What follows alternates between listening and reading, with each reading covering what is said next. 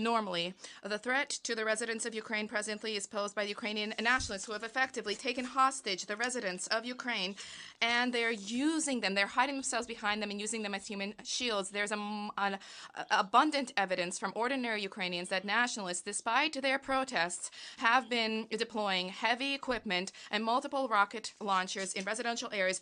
This is an egregious violation of international humanitarian law, which needs to be duly condemned. Effectively, this is the same tactic that is being used by ISIL terrorists. All of the responsibility for the possible repercussions lies at the feet of the Maidan regime. The residents of Ukraine are also threatened by the unfettered, uncontrolled radical elements giving to all of those who wish, including criminals who have specifically been released from prison. They are now receiving weapons, and the looters and marauders and criminals are now using them to target civilians. There is sufficient and abundant evidence of this from residents of Kiev and other cities.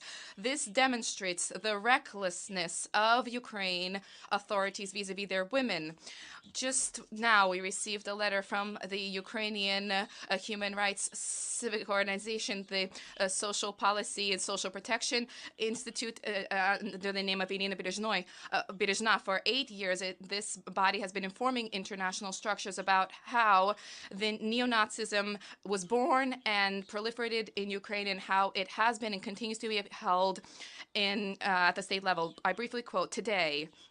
The apogee of the recklessness and lawlessness of neo-Nazis in Ukraine was that condemned criminals have been released from prison. They have carried out grave crimes, murders, etc. Only in Kiev, those who are willing receive 25,000 machine guns without any documentation. Killings, looting, crime is ongoing. Those so-called territorial defenders of Ukraine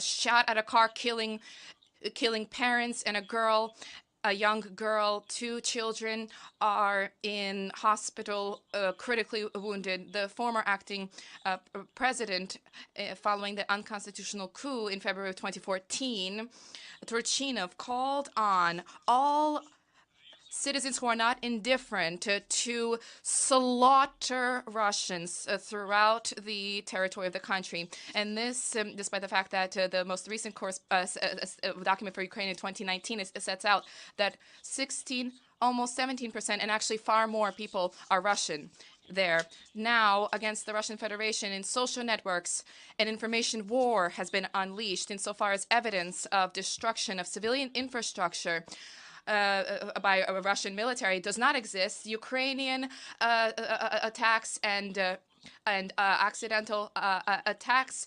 bear out the fact that Ukrainian nationalists are carrying out this violence. Social networks have training manuals about how to create fakes to taint our military operation. Throughout Ukrainian social networks, there are 1.2 million such pieces of fake news, and the correspondence that was read out by the Ukrainian ambassador, that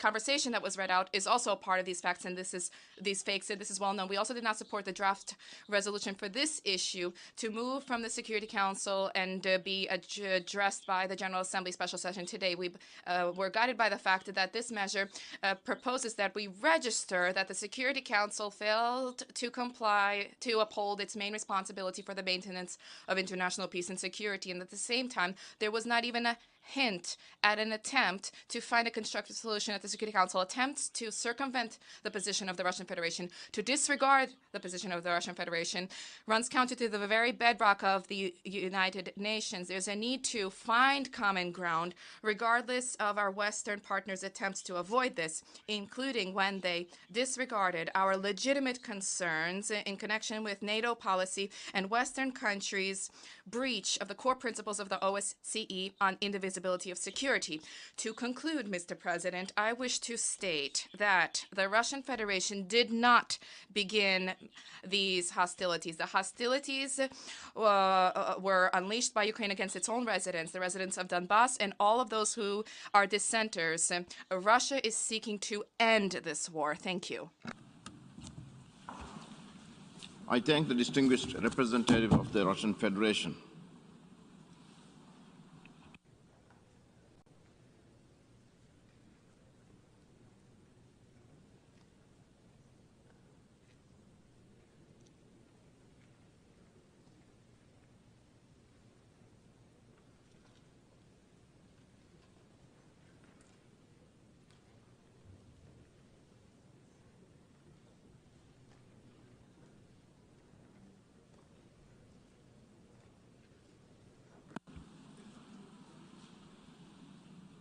I now give the floor to the distinguished representative of the European Union.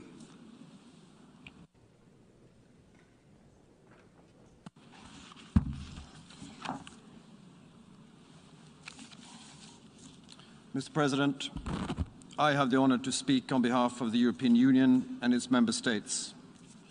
North Macedonia, Montenegro, Albania, Bosnia and Herzegovina, Iceland, Norway, Republic of Moldova, Georgia, San Marino, Andorra, Monaco and Liechtenstein align themselves with this statement. Mr. President, I want to thank you for convening us here today, and for the Secretary General to be here, and for all of you colleagues being here.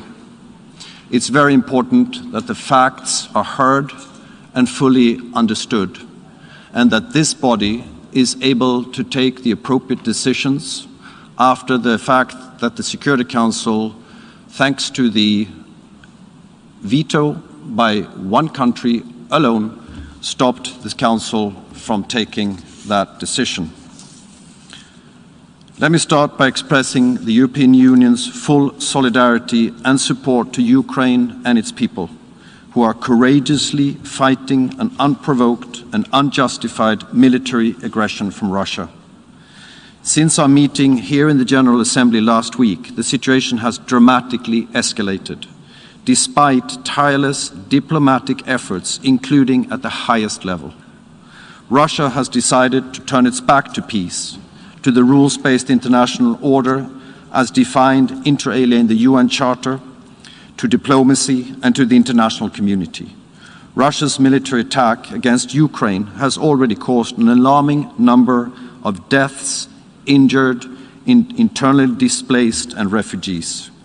We condemn in the strongest possible terms the unprovoked invasion of Ukraine by armed forces of the Russian Federation in violation of Ukraine's independence, sovereignty and territorial integrity.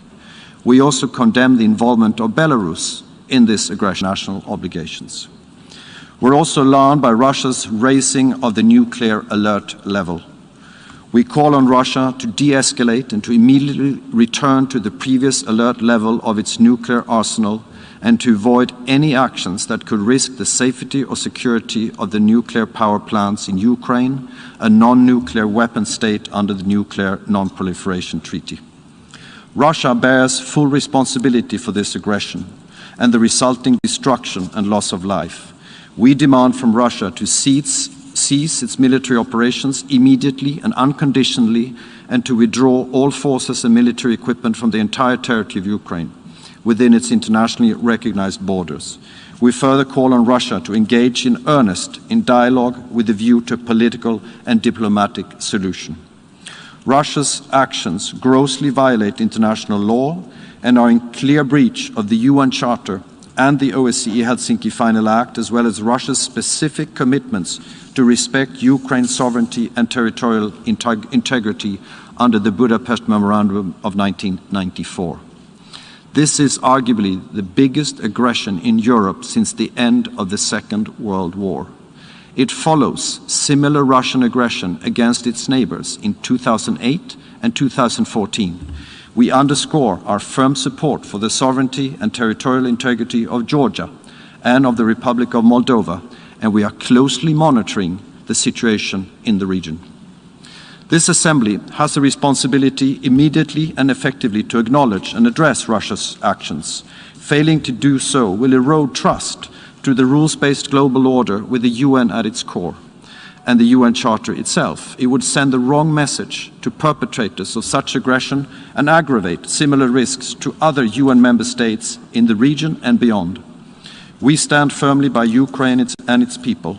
We deplore the loss of life and human suffering. This is a dire humanitarian catastrophe, and humanitarian needs are rapidly increasing. With the toll of IDPs and refugees rising, humanitarian support is a priority in the wider package of EU support offered to Ukraine in these trying days. The EU and its member states are providing urgently needed humanitarian assistance to the Ukrainian population.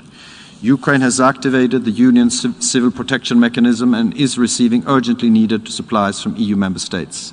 In addition, the Republic of Moldova to which more than 60,000 Ukrainians have fled, has requested and received EU humanitarian support in dealing with the human catastrophe caused deliberately by the Russian Federation's invasion of Ukraine. We call on Russia and Russia-backed armed formations to respect international law, including international humanitarian law.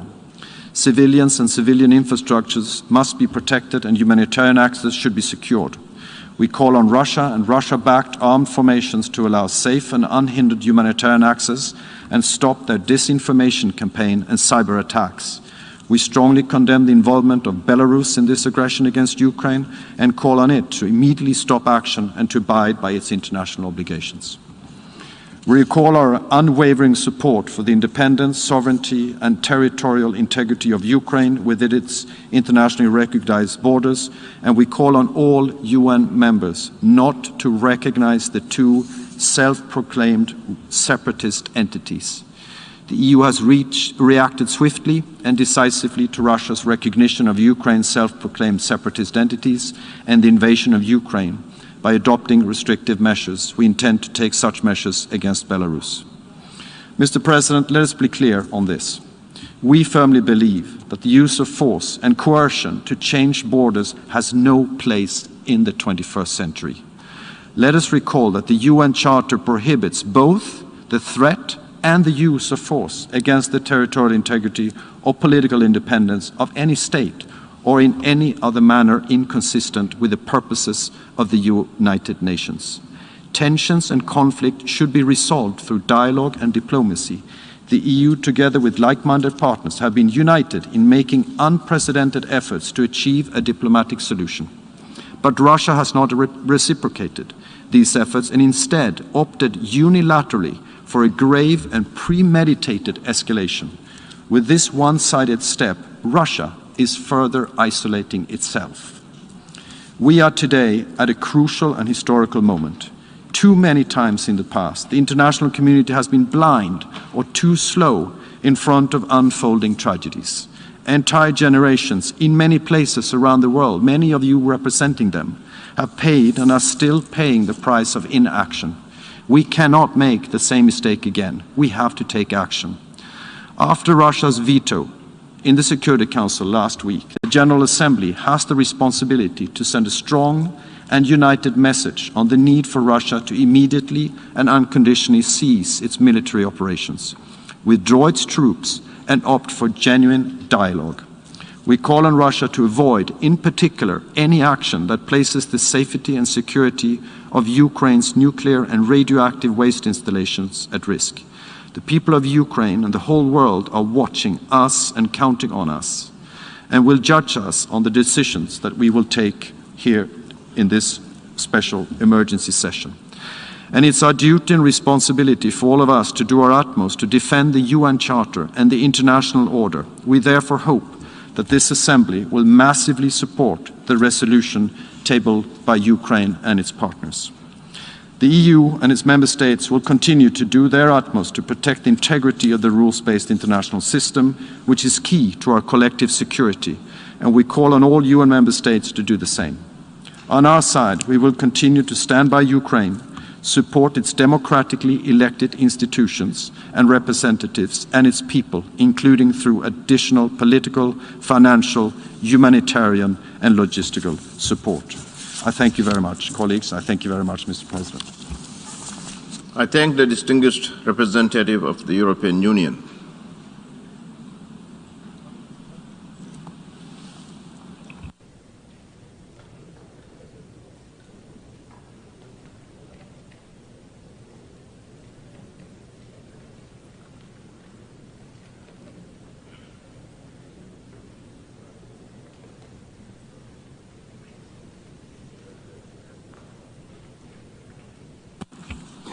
I now give the floor to the distinguished representative of Denmark on behalf of the Nordic Baltic countries.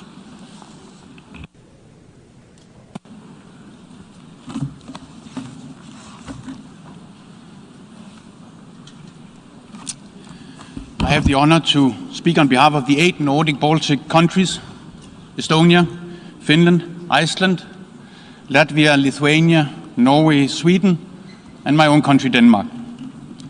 Mr. President, On the night of 24th February, the Russian leadership decided to attack Ukraine.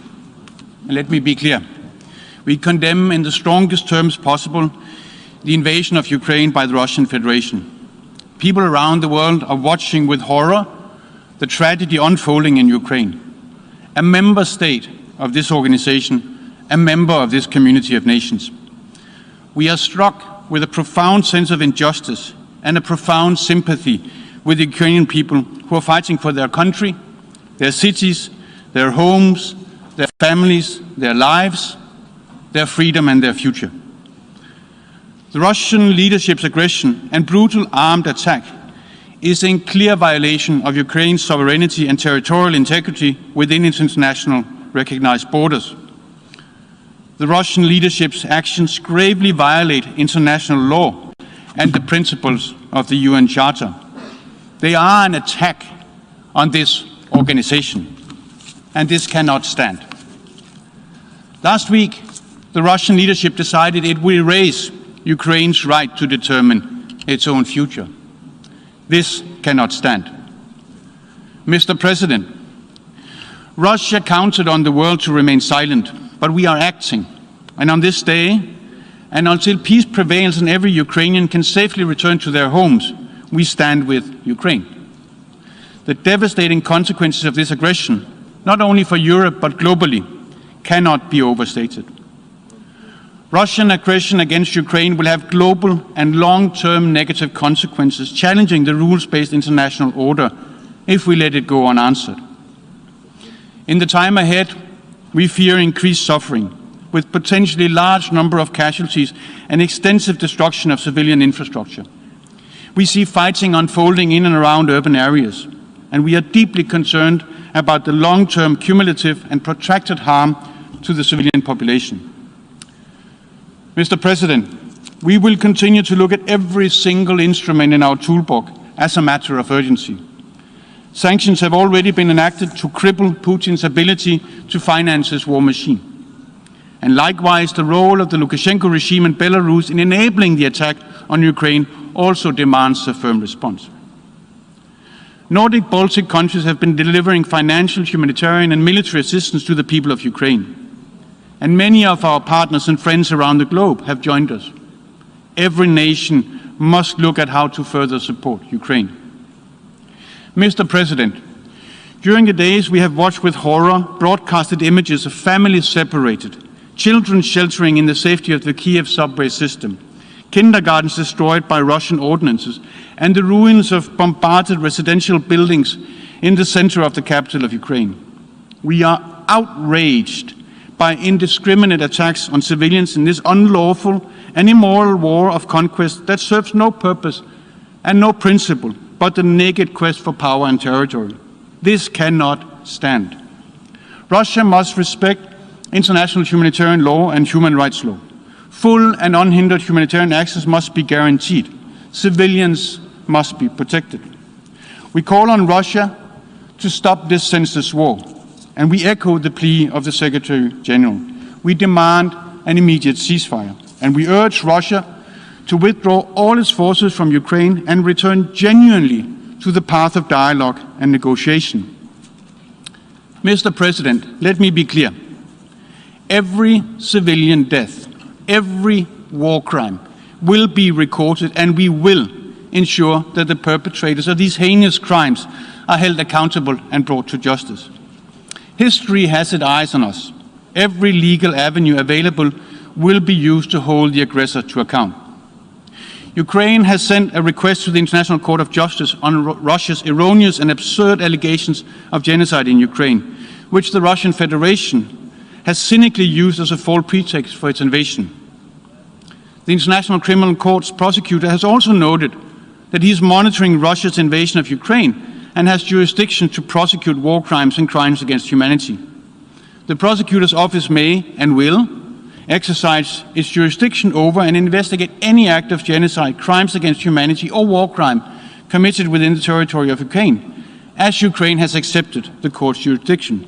We fully support the ICC's monitoring of the situation.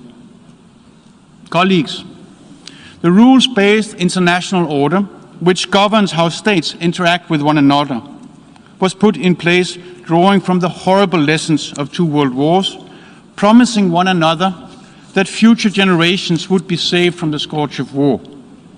The attack on Ukraine, the Russian invasion of Ukraine, is a direct assault on the principles and purposes of the UN Charter. This cannot stand. The matter is now in the hands of the General Assembly, where one veto cannot overrule the UN membership, where the power and legitimacy is manifested in numbers.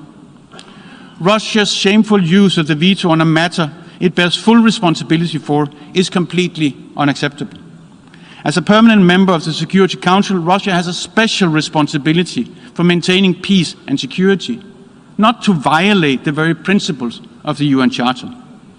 The latest meetings of the Council demonstrated the need for reform. It demonstrated who had the firmness and valor to defend the UN Charter. No country can grow and thrive in isolation. Russia knows this. The General Assembly has the power to send a firm message to Putin. And what we say today and how we vote on the resolution presented will make a difference on the ground in Ukraine and to the Ukrainian people. They will be watching us, hoping that the world will come in on the side of the UN Charter and our promise of never again. Colleagues, Russia's unlawful and brutal armed attack on Ukraine will affect and impact everyone.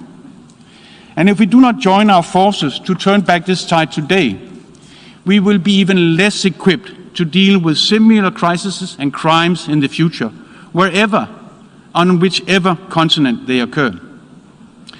Over the last week, we have heard powerful statements from representatives of every continent on this planet, from Africa to Asia, from Europe to the Americas, that Russia's behavior towards a fellow member of the United Nations cannot stand. And we will hear more today. And to those who still refer to 2 parties to a conflict, we echo the words of a protester who had written on her sign, "If Russia stops fighting, there will be no more war. If Ukrainians stop fighting, there will be no more Ukraine." That is the simple reality before us. That is the simple truth. The world will hold Russia and Belarus accountable for their actions.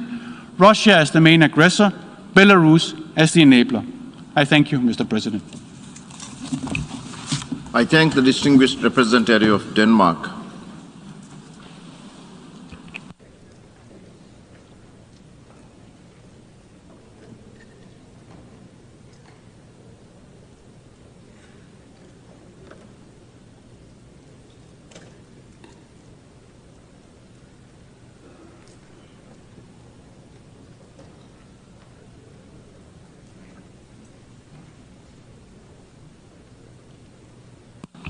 I now give the floor to the distinguished representative of France. Mr. President, Russia, day by day, is continuing its work of and on top of these brutal and criminal acts, we see a dangerous rhetoric which is further stoking tension. Russia is conducting this armed aggression in violation of the most fundamental principles of the United Nations Charter, which all members of this Assembly have the obligation to respect. On Friday, it was the only one to oppose a Security Council resolution co-sponsored by 82 states. The General Assembly today has a historic responsibility, that of relaying loudly and robustly the voice of citizens who, across all continents, including in Russia, are asking for the immediate cessation of this war and for the withdrawal of the Russian army from Ukrainian territory. France supports the efforts underway within this Assembly to prepare a resolution demanding that Russia put an end to its aggression and respect the sovereignty and territorial integrity of Ukraine. We call for all members of this Assembly to vote in favour of this text. Over and above Ukraine, it is an issue of defending the Charter and the very reason for the existence of the United Nations. Let's be clear about this. Faced with the armed aggression against a people, faced with the civilian victims increasing in number every day, faced with the outflows of those who are forced to seek refuge, no one can avert their gaze. Abstention is not an option. Abstaining is to agree that might is right. We call upon all member states to vote in favour of the primacy of law over force. Mr. President, the invocation of this emergency special session does not mean that the Security Council is refusing to exercise its responsibilities. The Council will be meeting this afternoon to discuss the humanitarian situation in Ukraine. France, together with Mexico, will be tabling a draft resolution in order to guarantee the protection of civilians and safe and unhindered humanitarian access in order to respond to the urgent needs of the Ukrainian population. France and its partners in the European Union stand firmly, shoulder to shoulder with the Ukrainian people. The European Union has already announced 90 million euros of humanitarian aid. France will also play its part. With our partners, France is mobilized to ensure that the international response is able to confront the aggression committed by Russia. The European Union, and France is President of for the first 6 months of this year, has adopted measures to block access of the Russian Central Bank to its reserves. We've also announced the funding of defensive equipment for Ukraine. Mr. President, France salutes the courage being shown by the people of Ukraine. We call upon this Assembly to express to them without delay our support through the adoption of a resolution. Thank you. I thank the distinguished representative of France.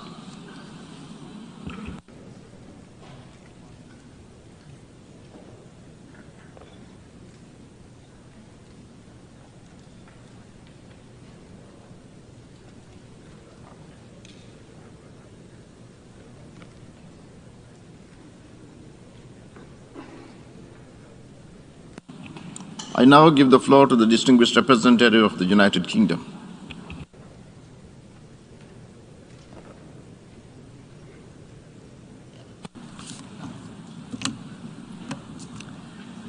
Mr. Secretary-General, Mr. President, colleagues.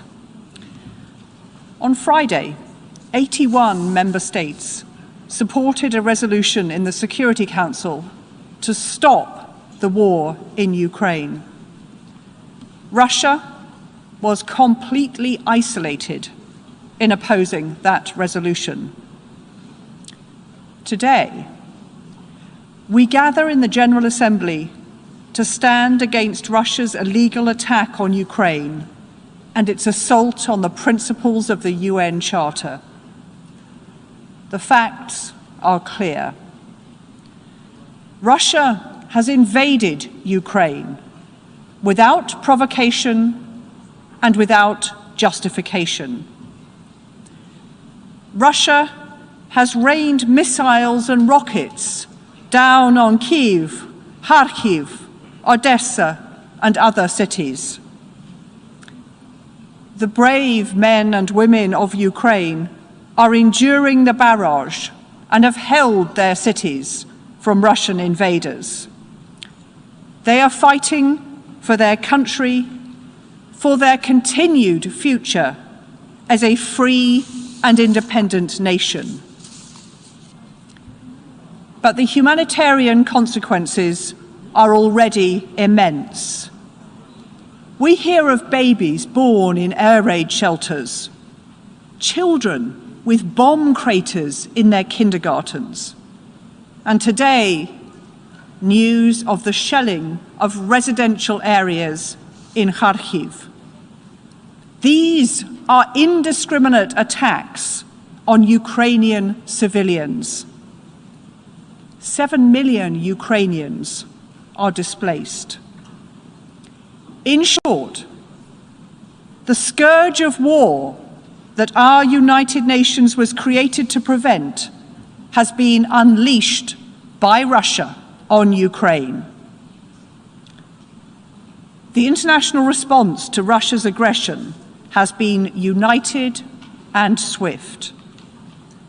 Around the world and here in this building, we must stand together to defend the rules and enforce the accountability that we have built together.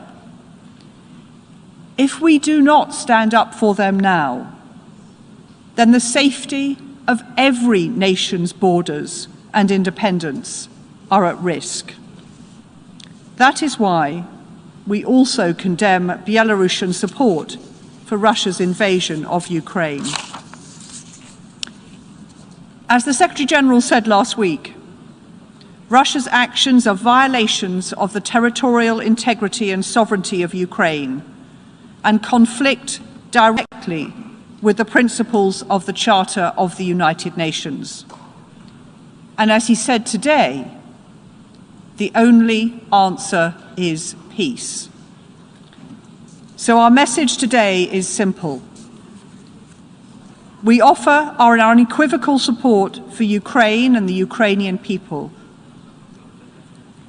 We call on President Putin to stop this senseless war. And we urge all fellow members of the United Nations to speak up for Ukraine and to defend the Charter. Slava Ukraini!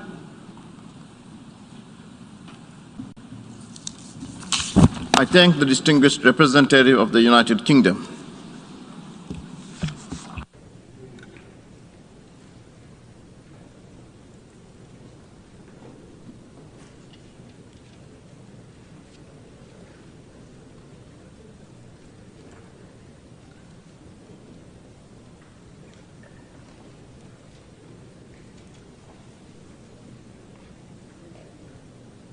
I now give the floor to the distinguished representative of Georgia.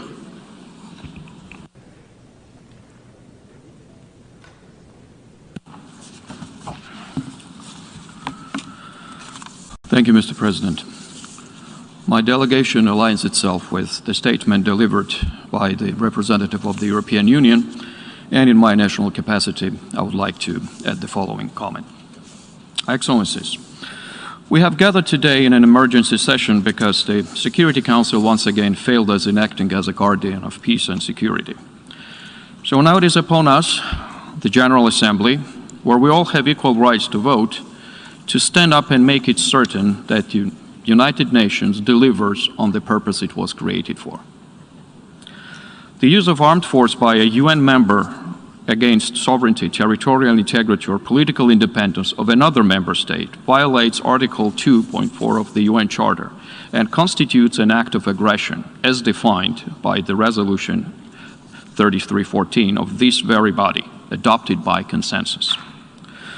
What we see in Ukraine is an act of aggression on the part of Russia, and we condemn it. Last week, I spoke from this very rostrum about Russia's pattern of behavior against its neighbors. Russia's full-scale military aggression against my country should have served as a wake-up call for all. But alas, it has not been possible to prevent the similar scenario unfolding few years later in Ukraine. Not to repeat myself, let me just say that we in Georgia do know what the toll of war is. We do know what it is this disastrous consequences. And that is people, innocent civilians, women and children who pay the highest price. It is devastating not only for those who live through it, but passes down to generations. Let me be clear. Core principles enshrined in the UN Charter, the Helsinki Final Act, the Charter of Paris for New Europe, and the commitments taken under the Budapest Memorandum are non-negotiable, nor subject to revision by any country, no matter how large or powerful it may be. Territorial acquisition through use of force, or a threat to do so, is illegal and impermissible. Georgia calls on the Russian Federation to immediately cease its military activities and withdraw all its forces and armaments from Ukraine. Allow immediate access to all international humanitarian and human rights mechanisms wherever in the entire territory of Ukraine. Reverse the decisions related to the status of integral parts of Ukraine's Donetsk and Luhansk regions and Crimea, and to do so the same with regard to Georgia. Withdraw forces allow humanitarian access, reverse the status-related decision with regard to the occupied territories. Georgia was among the co-sponsors of the draft Security Council resolution that got vetoed. And we are the co-sponsors of the draft General Assembly resolution that is soon to be considered. This resolution, although it concerns Ukraine, is a watershed moment for all of us. And I would dare say for the future of the rules-based order and our United Nations. So I call on you to vote in favor of the proposed draft, to vote to save the succeeding generations from the scourge of war, to vote for the United Nations. And in conclusion, we welcome the Secretary General's decision to scale up the United Nations humanitarian operations in and around Ukraine. And let me once again reiterate Georgia's unwavering support of independence, sovereignty, and territorial integrity of Ukraine within its internationally recognized borders, including Crimea and Donbass, and Ukraine's navigational rights in its territorial waters. I thank you. I thank the distinguished representative of Georgia.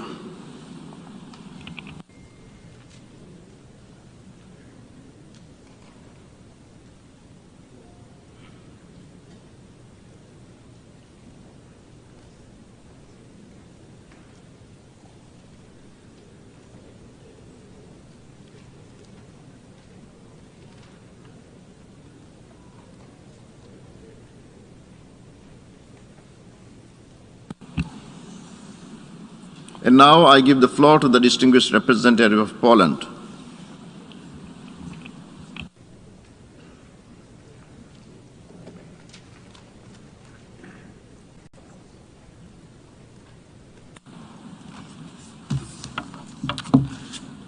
Mr. President, Mr. Secretary General, distinguished delegates, Poland fully supports the resolution just tabled by Ukraine and calls on each member state to stand firmly behind it. We deeply believe that through this act, we will demonstrate our adherence to the principles enshrined in the UN Charter. Only by upholding those fundamental principles, we can see the truly peaceful and long-term solution to the conflict caused by the Russian aggression in Ukraine. In that sense, the resolution we are about to vote paves the way to a meaningful diplomatic effort to end the atrocities of this war. To achieve peace, Poland, as a current chairmanship in office of the Organization of Security and Cooperation in Europe, called yesterday for the immediate ceasefire in Ukraine to let humanitarian organizations deliver assistance. But these appeals for peace are even more urgent when you look at the events in Ukraine from a close distance perspective. Let me tell you how we, Poles, see and respond to the horrors of this war as neighbors and friends of Ukraine. There is no doubt that we are confronted with one of the biggest humanitarian crises in Europe since World War II. In the first 3 days of Russian aggression, facilitated by the complicity of the Belarusian regime of Alexander Lukashenko, we witnessed more than 500,000 people fleeing Ukraine, 300,000 of which found refuge in my home country. We keep our borders open. Our diplomatic missions help those who seek refuge in Poland. The nationals of all countries who suffered from Russian aggression or whose life is at risk can seek shelter in my country. And I can tell you, only for the first half of today, we welcome people of 125 nationalities fleeing Ukraine to Poland. So that means it concerns us all. The list of these nationalities are too long to read to you. So I just read the first, those with more than 100 nationals fleeing to Poland only today in the morning. Ukraine, Uzbekistan, Nigeria, India, Morocco, Kazakhstan, Pakistan, Afghanistan, Poland, Belarus, Iran, Turkey, Algeria, and Russia. This refuge applies also to the students, which I understand is a serious concern of some colleagues here in the chamber. The students are also welcome to Poland, and they are offered to continue their studies in Poland. We know that some of the missions here in New York were targeted by the disinformation suggesting discriminatory practices at the Polish-Ukrainian border based on race and religion. I can tell you this is a complete lie and a terrible insult to us. Besides giving refuge, Poland delivers to those who suffer a very practical and tangible help. My government organized special trains for the elderly and mothers with small babies, as well as convoys with supplies and medical aid. There are 7,000 beds in 20 hospitals ready for those wounded and sick, and I want to announce that the first Ukrainian refugee babies were born in Poland in the last 24 hours, and the first life-saving operations were carried out for the elderly in our hospitals. Poland stands ready to cooperate closely with you and OCHA, International Committee of the Red Cross, and other humanitarian organizations to ease the burden of the civilians targeted by the Russian aggression. But what I'm most proud of is the outpour of spontaneous readiness to help by individuals. Polish families are opening their homes to refugees. They offer clothes, food, and accommodation. Thousands of private cars are coming from all over Poland to pick up those who cross the border. On the first 2 days, we experienced long traffic jams because of the number of cars coming from all corners of Poland. Polish people stand in lines for hours to donate blood for Ukraine. The scale of help was offered was so big that the government opened a special website, Helping Ukraine, where volunteers can register and get guidance on those in need. While diplomats in my mission are fulfilling our diplomatic duties here in New York, our family members and friends are welcoming refugees coming directly from the war zone.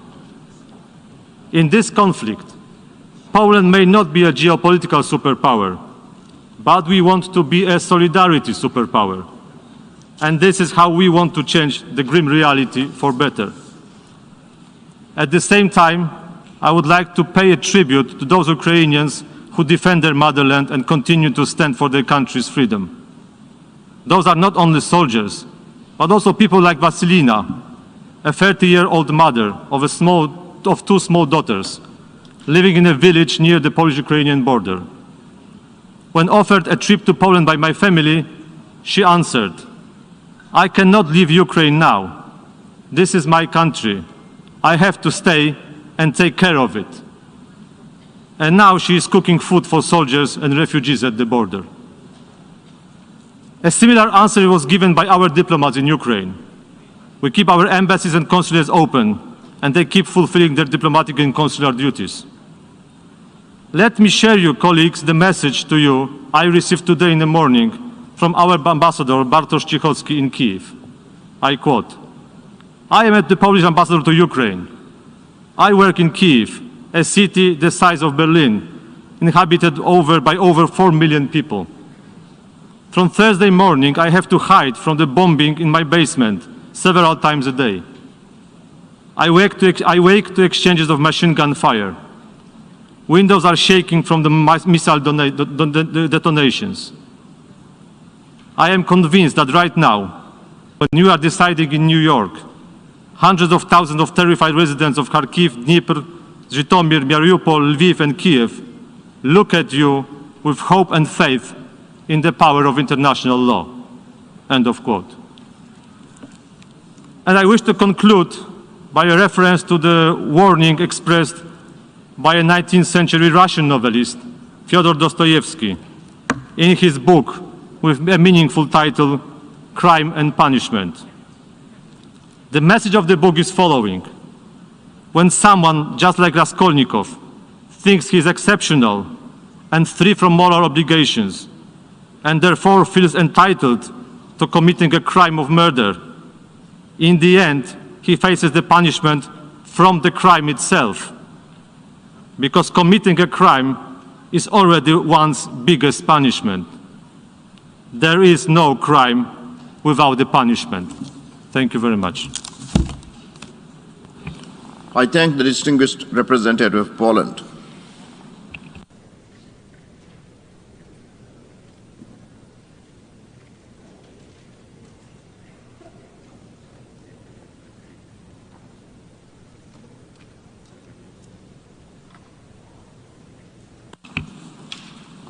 And now I give the floor to the distinguished representative of Austria.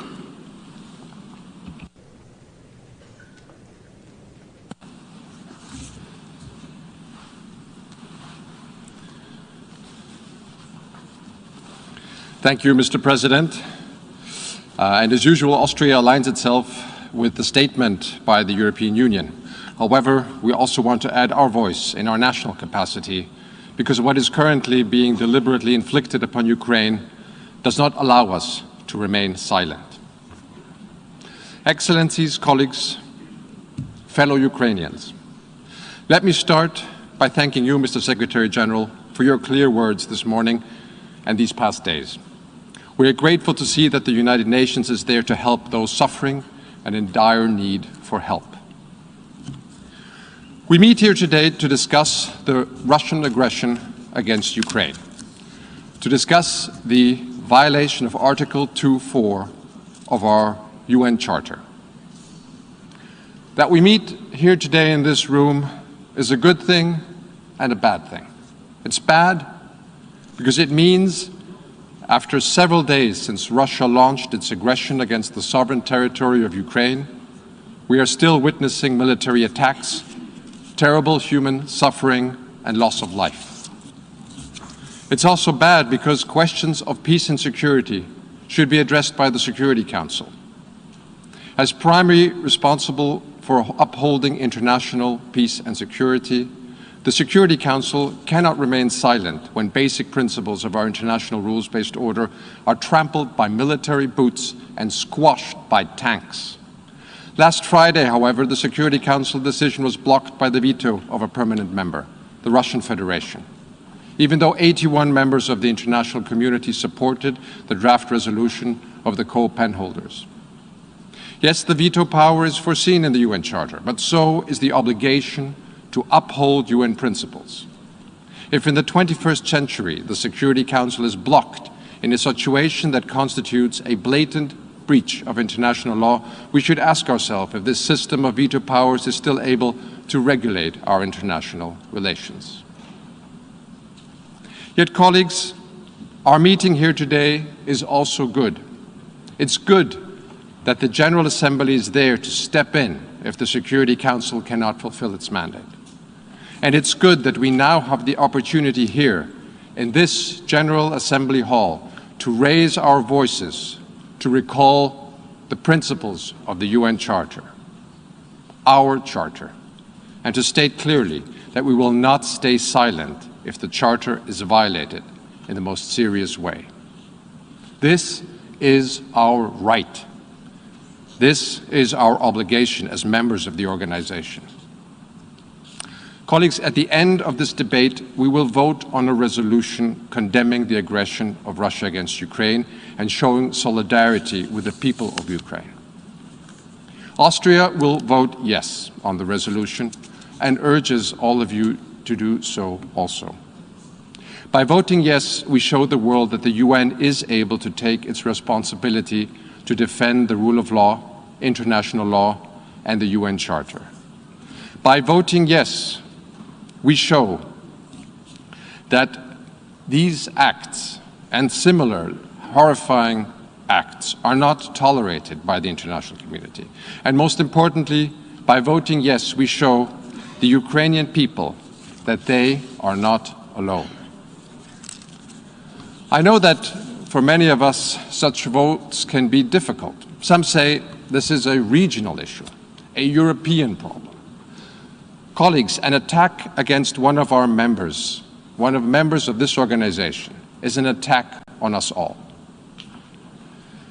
In our interconnected world, our world is one region. Cyber weapons strike everywhere. Missiles have global reach. The world is not only regional, it has become local.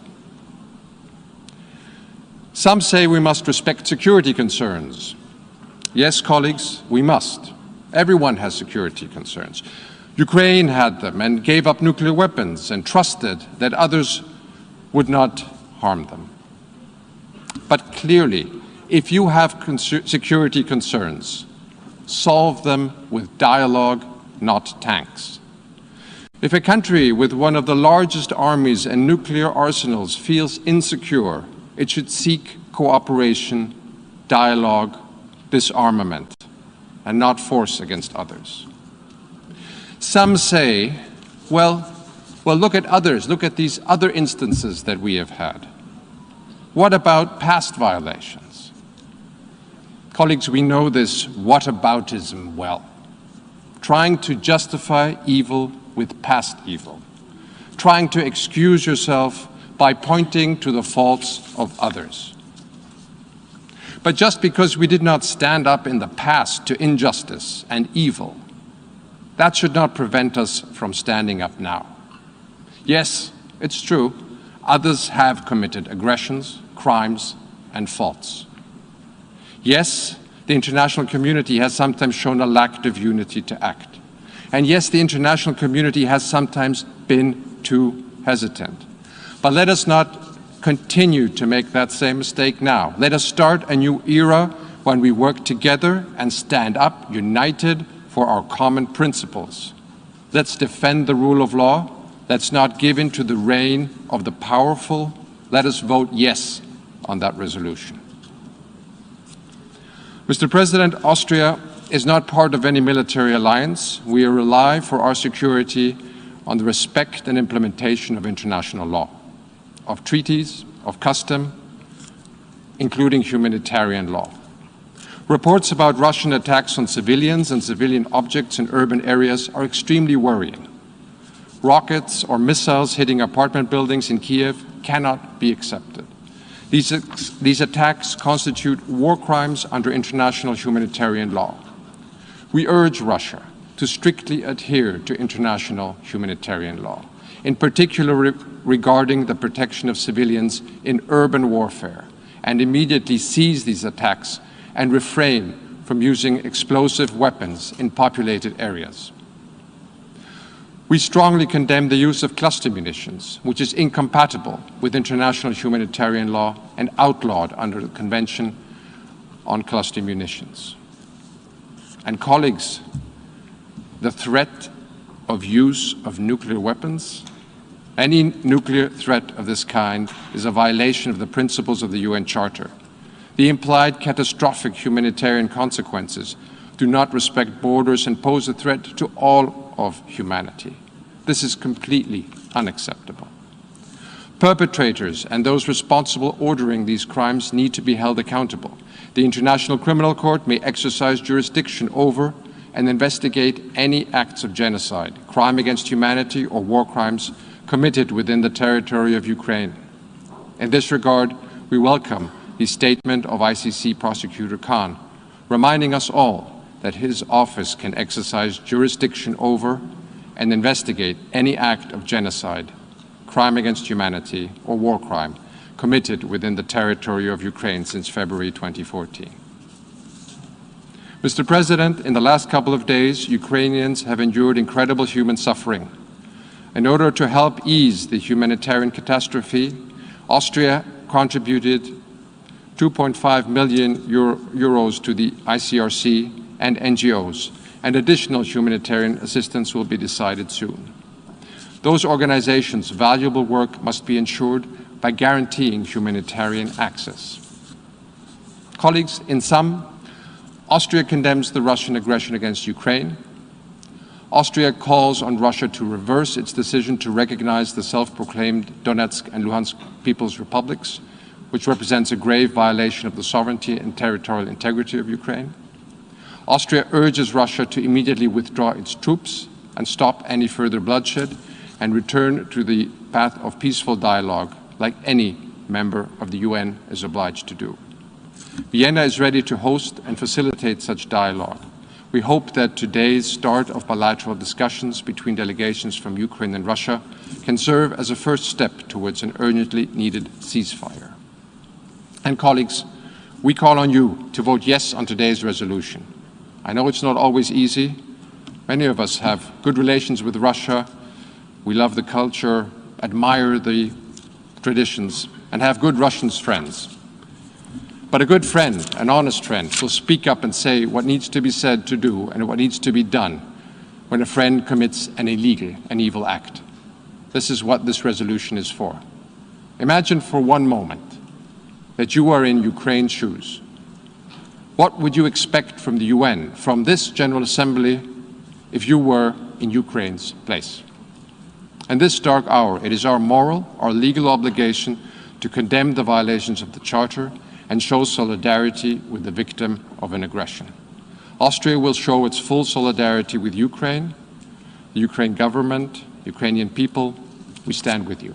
Thank you. I thank the distinguished representative of Austria.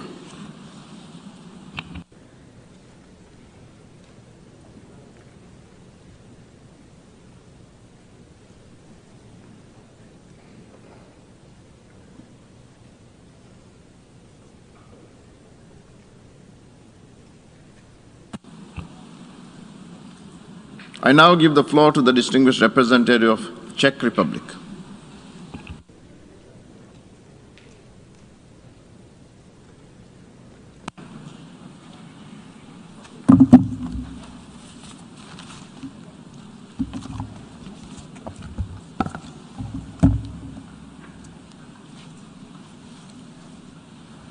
Mr. President, Mr. Secretary General, Excellencies. The Czech Republic aligns itself with the EU statement and wishes to add the following in its national capacity. Let me begin with the most important words I can say here today. We urge Russia to stop immediately its military actions and to unconditionally withdraw all its forces and military equipment from the entire territory of Ukraine. We are meeting here today at a critical moment, not just for Ukraine or Europe, but for the United Nations as a whole. A permanent member of the UN Security Council has started a war of aggression against a fellow UN member state. It is a blatant violation of international law.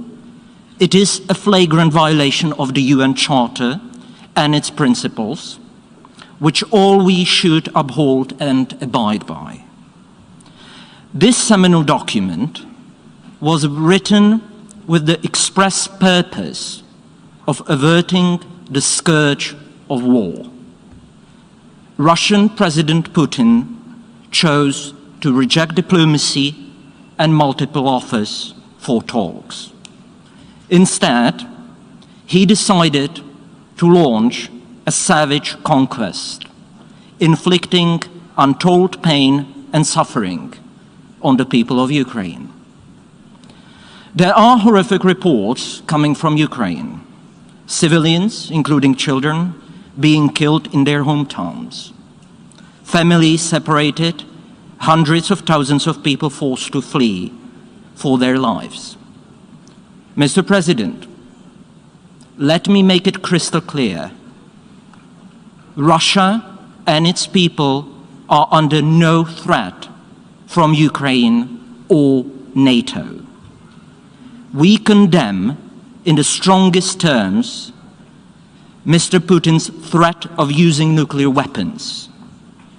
Indeed, it is a very dangerous rhetoric and only further exacerbates the overall security situation. Nothing can justify the use of nuclear weapons. Mr. President, Russia must be held accountable for its aggressive actions.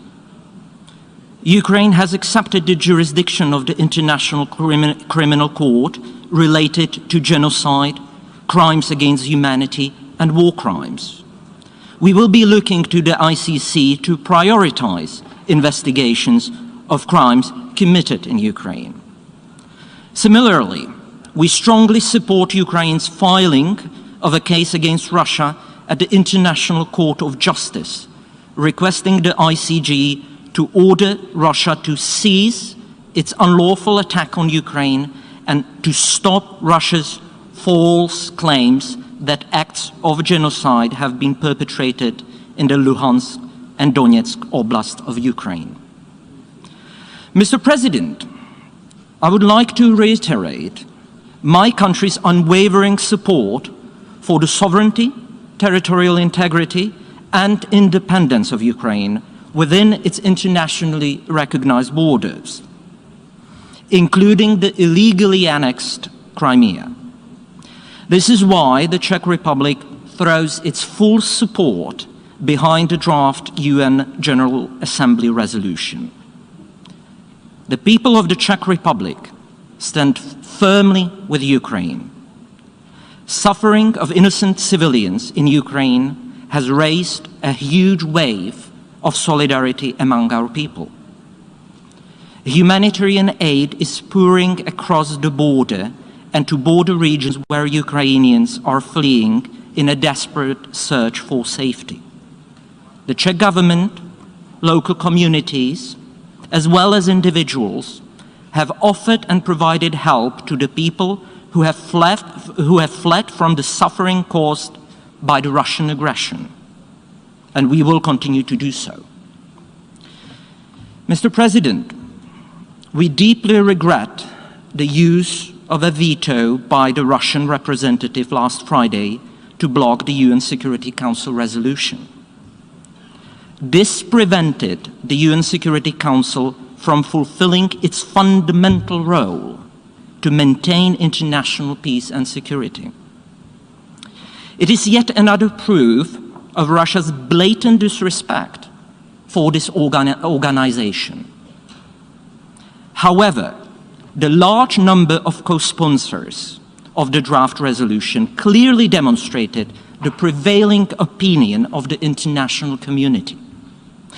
Mr. President, Russia cannot veto the reality on the ground.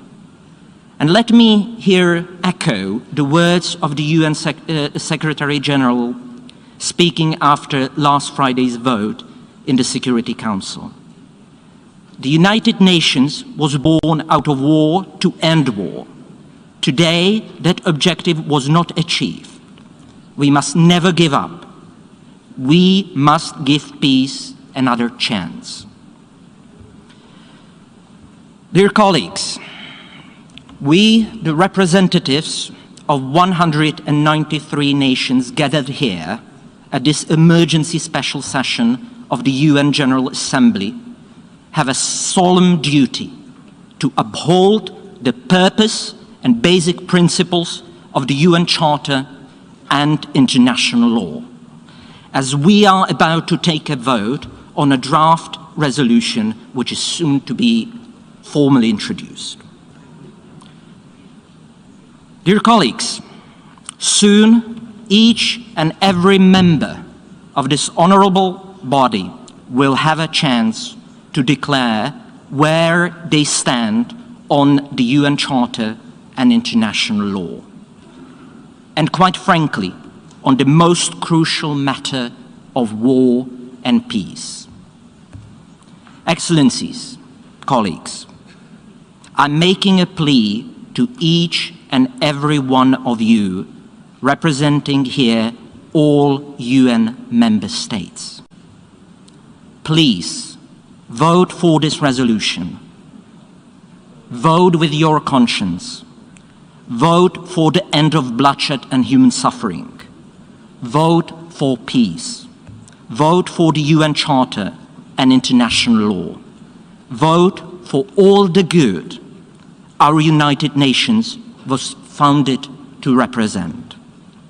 And please let us not forget, the whole world is watching. Thank you. I thank the distinguished representative of the Czech Republic.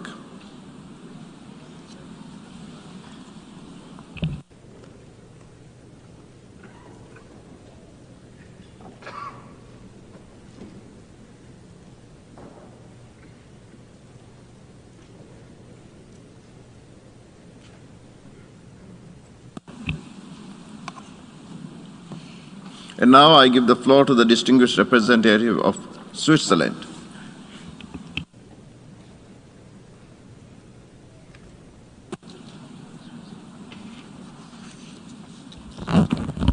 Monsieur le Président, Mr. President, Secretary General, dear colleagues. As Dag Hammarskjöld clearly stated, the United Nations were not created to take us to heaven, but to save us from hell. And yet, what the population in Ukraine is experiencing in recent days looks very much like what we have pledged to avoid. This is why this Assembly is meeting today in the face of a war that has already cost many lives. Each life lost is one too many. Our thoughts are with the victims and with their families. We express our solidarity with the Ukrainian people and their democratically elected authorities. We are deeply concerned about the humanitarian situation and the displacement of hundreds of thousands of people. This Assembly is meeting today at the request of the Security Council due to the lack of consensus among its permanent members. Switzerland supported the draft resolution in the Security Council aimed at ending the hostilities and restoring international law. The blocking of this resolution by the veto of a permanent member is contrary to Article 27 of the Charter. The Russian Federation, as a party to the conflict, should have abstained from voting. We fully support the draft resolution of the General Assembly, and we call upon member states to do the same. Switzerland strongly condemns Russia's attack on Ukraine. We are also concerned about the use of Belarus territory for this military operation. Russian attempts to legitimize its action are not credible. There was no provocation to justify such an attack. We call upon Russia and upon all nuclear weapon states to refrain from any threat to use these weapons, and certainly from using them. Russia has just joined a declaration of the P5 which reaffirmed that a nuclear war cannot be won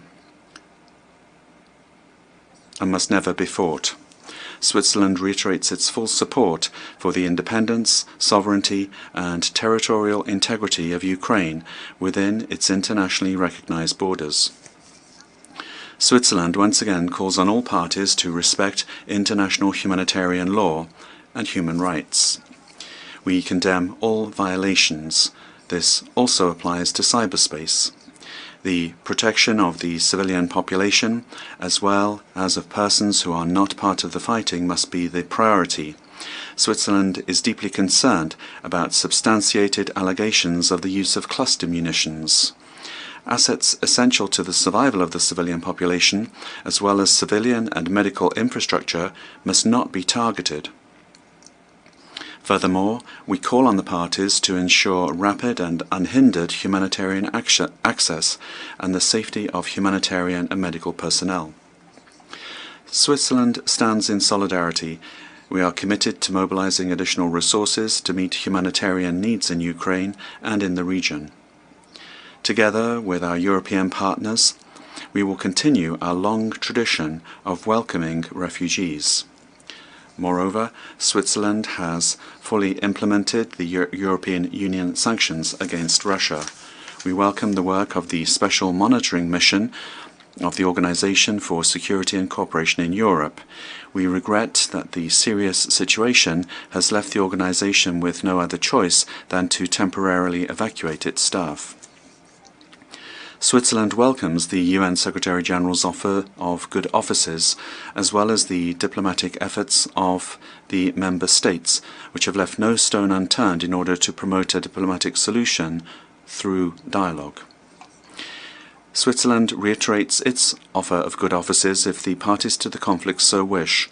We welcome the fact that the parties to the conflict have met today for initial negotiations. We very much hope, as the Secretary-General does so keenly, that these talks will lead to initial results, such as, for example, a ceasefire. This conflict, like all conflicts, can only be solved through dialogue. I thank you. I thank the distinguished representative of Switzerland.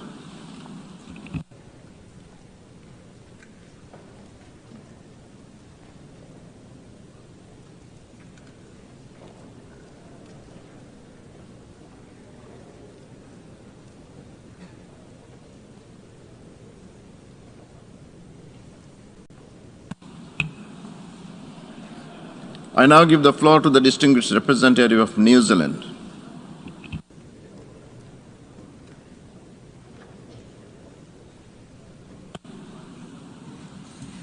Mr. President, Mr. Secretary-General, today our thoughts are with the people of Ukraine as they continue to fight Russia's large-scale invasion.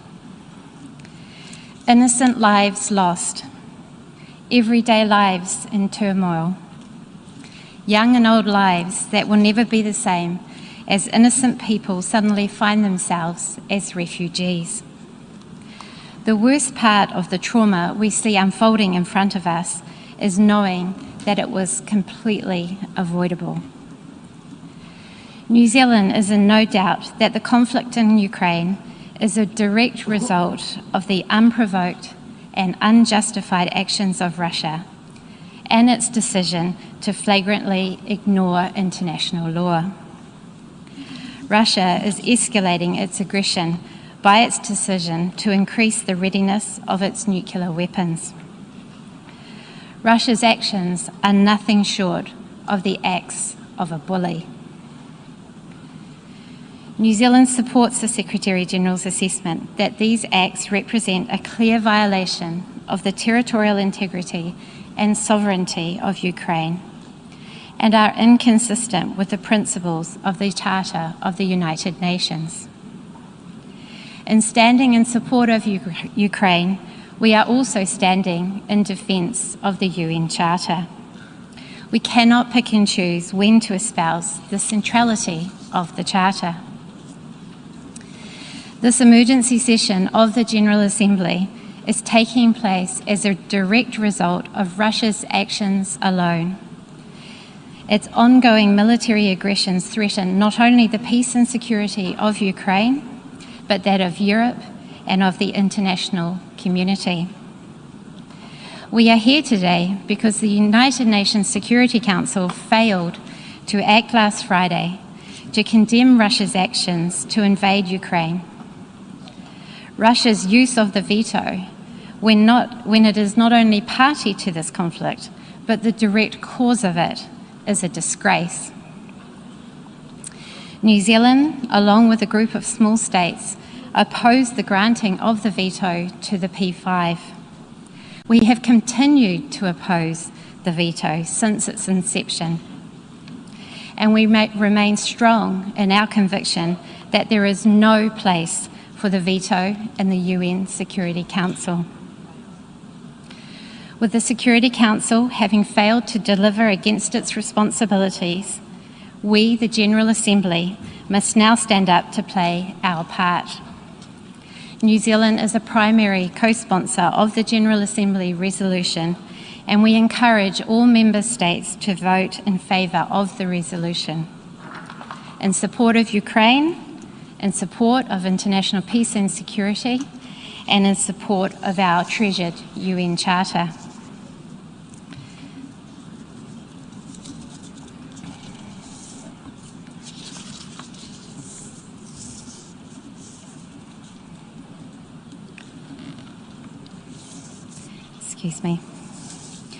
New Zealand has consistently expressed our strong support for international efforts to de-escalate the Ukraine crisis diplomatically.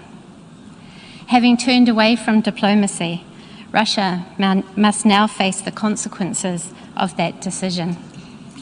New Zealand has joined other member states in implementing measures to respond to Russia's actions, including introducing targeted travel bans against Russian government officials and other individuals associated with the Russian invasion of Ukraine, and prohibiting the export of goods to Russian military and security forces. Our thoughts today must be with the people of Ukraine, who are now facing a humanitarian crisis caused by the conflict. We echo the President of the General Assembly's call that all Member States must uphold their obligations under international humanitarian law. Further, we, the international community, must act now to prevent further pointless loss of innocent life and to support those who now find themselves displaced through no fault of their own. We commend Ukraine's neighbours for their selfless acts of taking in large numbers of Ukrainians and other nationalities who seek refuge from this conflict. We acknowledge with a grim sense of horror, but sadly, little surprise, the role of accomplice and facilitator that Belarus has played in support of Russia's invasion. New Zealand has also extended its travel bans to key members of the Belarusian government. New Zealand is contributing financially to the humanitarian response and will consider all humanitarian options available to support the international humanitarian response. We welcome France and Mexico's tabling of a humanitarian resolution in the United Nations Security Council today. Finally, Aotearoa New Zealand is a proponent of peace and reconciliation. In this vein, we say to Russia, act consistently with your international obligations. Cease military operations in Ukraine. Permanently withdraw to avoid a catastrophic and pointless loss of innocent life. Take all possible steps to protect civilians in line with international humanitarian law and return to diplomatic negotiations as a pathway to resolve this conflict. Thank you. I thank the distinguished representative of New Zealand.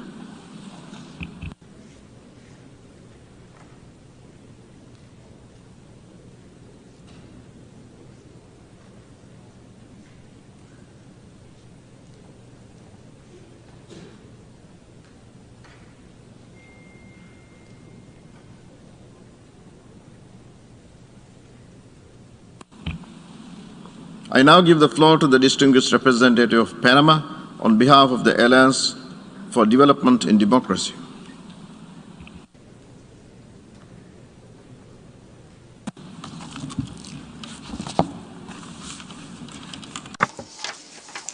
Mr. President, Secretary General, the Republic of Panama, on behalf of the Republic of Costa Rica, the Dominican Republic, as member countries of the Alliance for Development and Democracy, are honored to address this 11th emergency special session in order to express our position during the convening of this session on the draft resolution on the unprovoked armed aggression by the Russian Federation against Ukraine. The delegations of Panama, Costa Rica, and the Dominican Republic, on the basis of shared values and in respect for the United Nations Charter and for international law, condemn the use of force and the violation of the sovereignty and territorial integrity of Ukraine by the Russian Federation. The Alliance supports the Secretary-General of the United Nations, Mr. Antonio Guterres, in his call for a cessation of hostilities and for moderation and reason to prevail, and that international humanitarian law be respected and civilians be protected. We reiterate that all efforts should be made in order to provide rapid, secure, and unhindered access for humanitarian assistance to those that require it in Ukraine in order to protect civilians, including humanitarian staff and those in vulnerable situations, particularly girls and boys. The serious situation caused by the displacement of thousands of Ukrainians looking for safe refuge in neighboring countries represents an additional challenge to the global complex crisis brought on by the pandemic. This is why the countries of Latin America, including members of the Alliance, have undertaken joint efforts in order to facilitate safe transit of our nationals crossing the Ukrainian border. Dialogue and negotiation accompanied by respect for the letter and the spirit of the United Nations Charter, the resolutions of the General Assembly, and international law constitute the only guarantee for a lasting solution to the conflict which today is afflicting Eastern Europe. Finally, we firmly call upon the parties to return to negotiations and diplomatic dialogue, and that peace be promoted and that there be respect for multilateralism. These must be at the core of action in this area. Thank you. I thank the distinguished representative of Panama.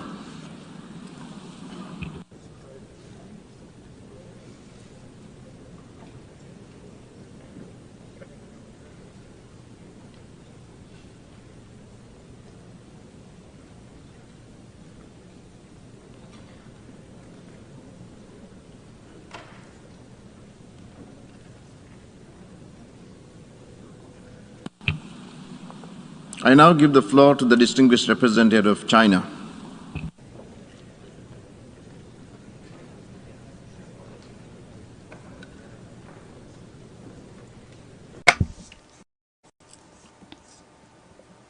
Mr. President, the situation in Ukraine is changing sharply. China is closely following the developments. The situation has evolved to a point which China doesn't wish to see. It is not in the interest of any party. The immediate priority is for all parties to exercise restraint, prevent further worsening of the situation, while stepping up diplomatic efforts aiming for a political solution. China welcomes the start of direct talks between Russia and Ukraine. Ukraine should serve as a bridge of communication between East and West, rather than a front line of major power rivalry. We call for efforts to create an atmosphere and conditions conducive to direct talks between the parties concerned, as this is the fundamental way to resolve the issue. All action taken by the UN and the relevant parties of the international community should prioritize regional peace and stability and universal security for all, and should help de-escalate tensions and facilitate a diplomatic settlement. China does not approve of any approach that may exacerbate tensions. China supports relevant UN agencies' continued work on humanitarian aid in Ukraine. We believe that the safety of civilian life and property and their humanitarian needs should be effectively guaranteed.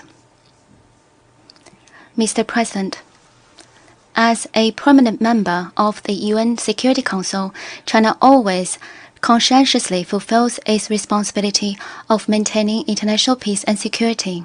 It is our consistent and unequivocal position that all countries' sovereignty and territorial integrity should be respected, and the purposes and principles of the UN Charter be upheld. China will continue to play a constructive role in the pursuit of peace. Mr. President, the Cold War has long ended. The Cold War mentality based on bloc confrontation should be abandoned. Nothing can be gained from stirring up a new Cold War, but everyone will stand to lose. One country's security should not come at the expense of other countries' security. Still less can regional security be guaranteed by reinforcing or even expanding military blocs. China supports the EU, NATO, and Russia resuming dialogue. Bearing in mind the notion of indivisible security, properly addressing the legitimate security concerns of all parties, including Russia, striving to forge a balanced, effective, and sustainable European security mechanism so as to achieve lasting peace and stability for the European continent.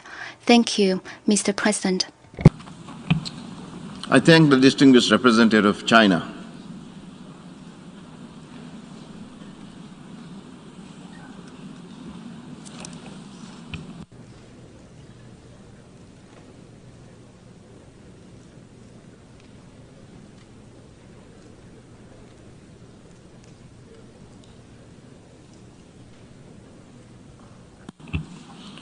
I now give the floor to the distinguished representative of Bulgaria.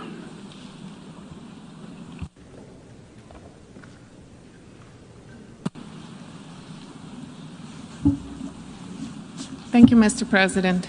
Mr. President, distinguished delegates, Bulgaria aligns itself with the statement delivered on behalf of the European Union, and I would like to highlight a few points in my national capacity. Mr. President, we have gathered here today under extraordinary circumstances that defy reason, but unfortunately are reality. And that reality is that the Russian Federation, a permanent member of the Security Council, is executing an act of aggression against Ukraine, a founding member of the UN. Bulgaria condemns in the strongest possible terms this unprovoked and unjustified military aggression, which is in gross violation of international law and of the principles of the UN Charter. The illegal military aggression of the Russian Federation against Ukraine not only undermines global security and stability, but also puts the international rules-based order in jeopardy. It is deplorable that the Russian Federation used its veto power to prevent the Security Council from exercising its primary responsibility for maintenance of international peace and security. However, the decision of the Security Council to urgently refer the matter to the General Assembly by calling an emergency special session demonstrates the resolve of the rest of the Council to do everything possible to address this serious act of aggression. The fact that for the first time in 40 years, the Security Council takes such a decision speaks of the gravity of the situation. We commend the decision by the Security Council, and now it is up to all of us to live up to the responsibility to uphold the principles of the UN Charter and international law, and to send a strong and unequivocal message by condemning the act of aggression and the illegal actions by the Kremlin. Bulgaria demands that the Russian Federation immediately cease its military actions, unconditionally withdraw all forces and military equipment from the entire territory of Ukraine, and fully respect Ukraine's territorial integrity, sovereignty, and independence within its internationally recognized borders. The use of force and coercion to change borders has no place in the 21st century. Tensions and conflicts should be resolved exclusively through dialogue and diplomacy. We strongly condemn the involvement of Belarus in this aggression, including providing its territory to be used as a launching ground for the Russian aggression, and call on it to refrain from such action and to abide by its international obligations. The reports of civilian casualties, including of children, and the destructions of civilian infrastructure, including critical infrastructure, are deeply concerning. We are particularly outraged by the use of weapons that have indiscriminate effect in residential areas and against the civilian population. This is unacceptable and must stop immediately. We call on the Russian Federation to fully respect international humanitarian law and international human rights law, and to allow safe and unhindered humanitarian access and assistance to all persons in need. The Russian Federation bears full responsibility for this aggression and all the destruction and loss of life, and the leadership of the Russian Federation should and will be held accountable in accordance with international law. Mr. President, colleagues, it is our duty to do the right thing. We need to stand together against any act of aggression and against any violation of the UN Charter. We need to fiercely defend the principles of the UN Charter, international law, and the rules-based order, because they are our only guarantee for peace. We cannot turn a blind eye when a blatant act of aggression is being executed against a sovereign, peace-loving nation. Today, it is against Ukraine. Tomorrow, it could be against any one of us. In conclusion, I would like to reiterate Bulgaria's unwavering support for the sovereignty, independence, unity, and territorial integrity of Ukraine within its internationally recognized borders. I would also like to thank the Ukrainian people for their extraordinary courage and resilience. You're not alone. Thank you. I thank the distinguished representative of Bulgaria.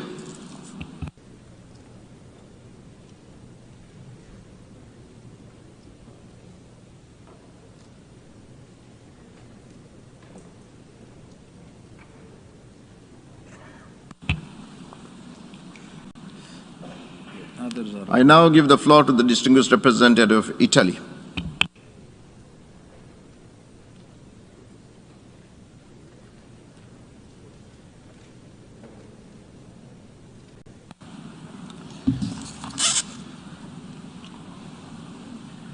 Mr. President, Mr. Secretary General, dear colleagues, Italy aligns itself with the statement of the European Union and wishes to add the following remarks in its national capacity. We do welcome the convening of this special emergency session. Following the impossibility for the Security Council to discharge its duties and adopt its own resolution on the matter, due to the veto of the Russian Federation, the General Assembly had an obligation to make its voice heard in front of such a grave threat to international peace and security. We are thankful to those members of the Security Council that made this possible. Italy, together with its EU partners and allies, has made its position clear all along throughout this entire crisis, with statements and consistent acts, standing firmly in support of the sovereignty and territorial integrity of Ukraine and in full solidarity with the Ukrainian people. The unprovoked aggression decided by the Russian leadership is a blatant violation of international law and the UN Charter, and as such, it has to be condemned in the strongest possible terms. The involvement of Belarus as a facilitator of the Russian aggression is also to be condemned. In close coordination with the EU partners and allies, we have implemented unprecedented economic and financial sanctions, including on Belarus. As already stated, further steps will have to be taken if the assault against Ukraine continues. We call upon the Russian Federation to stop immediately its action and to withdraw its military forces from the territory of Ukraine within its internationally recognized borders extending to territorial waters. We urge the Russian Federation to respect the principles set in the UN Charter and in the Declaration of Friendly Relations, to abide by the Minsk Agreement and to redirect urgently its action towards a peaceful solution. We trust that the General Assembly will, through the adoption of the tabled draft resolution, show cohesion and determination in dealing with a situation that is threatening the existence of a member state, causing a growing number of casualties, including civilians and children, and ultimately is undermining the very essence of multilateral relations. Mr. President, Russia's actions are causing enormous human suffering and triggering a humanitarian disaster. We express our heartfelt solidarity with Ukraine and its people, and we mourn all the victims of this безмысленная война, of this senseless war. Together with our partners and building on the support it has to be provided since 2014, Italy is scaling up its financial and material support to strengthen the capabilities and resilience of Ukraine, with an amount of around 110 million euros in aid, credit and grants and additional contributions. We are also determined to provide increased humanitarian support to assist the people of Ukraine in these dramatic circumstances. In this context, international humanitarian law must be upheld. Safe and unhindered humanitarian access must be granted. The humanitarian staff must be protected. We welcome the convening of a meeting of the Security Council on the humanitarian dimension of this crisis later today, and we hope that the discussions will lead to the adoption of a concrete deliverable. Lastly, we acknowledge and support the statements of the Secretary General in defense of the principles of the UN Charter and his action in support of the humanitarian needs in Ukraine. Italy will remain actively engaged in close coordination with its European partners and allies, and reaching out to the broader UN membership in favor of the immediate halt of this aggression and in support of the urgent return to a peaceful path. I thank you, Mr. President.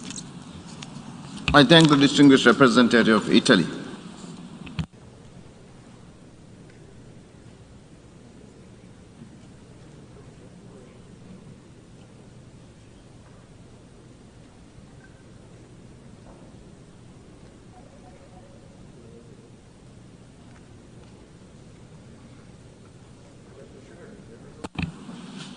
I now give the floor to the distinguished representative of Brazil.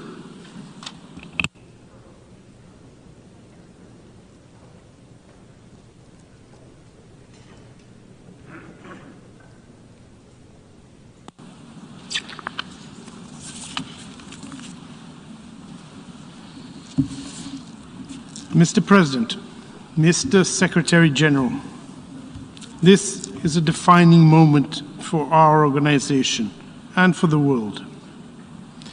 When the drafters of the Charter envisaged our collective security system back in 1945, they probably thought they had seen the worst in terms of tragedy and human suffering. If they were here today, they would doubt that assessment. We are under a swift escalation of tensions that could put all of humanity at risk, but we still have time to stop it. Brazil voted in favor of the draft resolution before the Security Council on the situation in Ukraine.